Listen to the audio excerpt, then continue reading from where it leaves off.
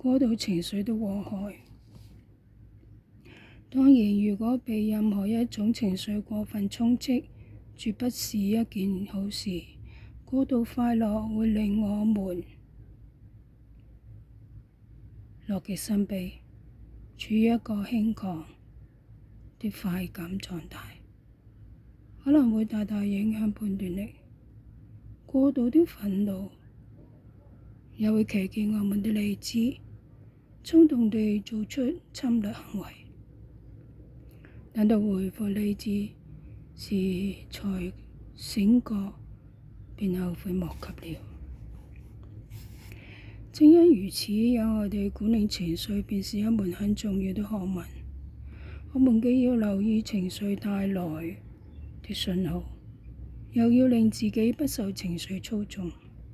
筆者希望大家從這本書學到的是一些有效的適應性方法，無需到達臨床層面，都可以加以運用來管理好自己的情緒。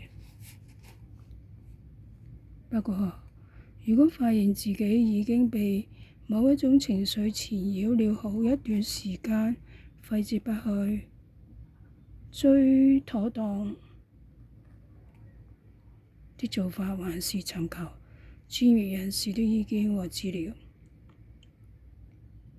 當你發現自己或者身邊的人持續地表現得情緒低落，對任何事都提不起勁，而安慰和協助也別顯得稀釋，已響起了抑鬱的警號，並需要專業人士介入。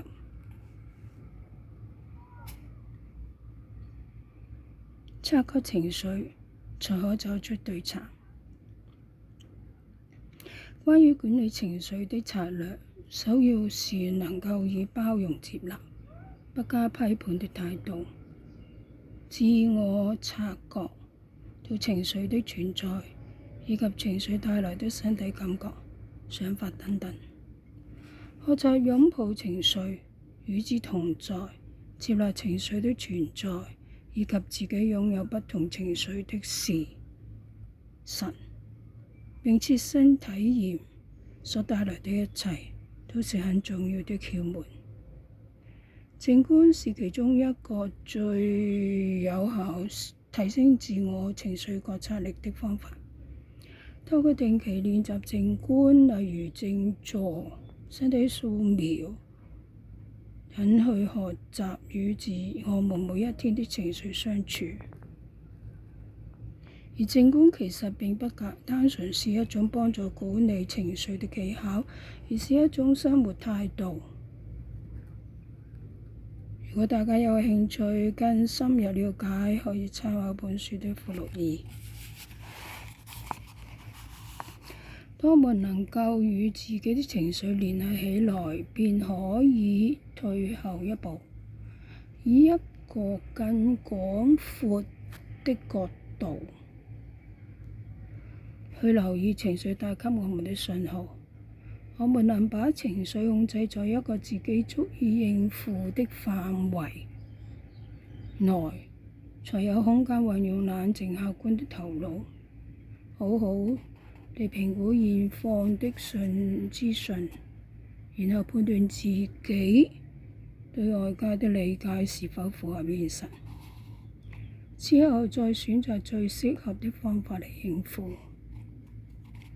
再舉個例子，如果認為有人刻意阻撓我們實現目標，應該堅決地向對方說出我們的顧慮和期望。處理不同的情緒需要運用不同的策略。當我們可以成功察覺到自己的情緒，隨後便要找出應對策略，便倍感輕易。有些情緒雖然令我們覺得不舒服，但想想它們賦予的意義吧。既然知道人無法逃避任何情緒的出現，亦無需責怪自己情緒化，唯有擁抱它，方可以接納和慈悲的態度，活出圓滿的人生。這才是我們生而為人的情懷。讓我們一起學習愛上情緒化的自己吧。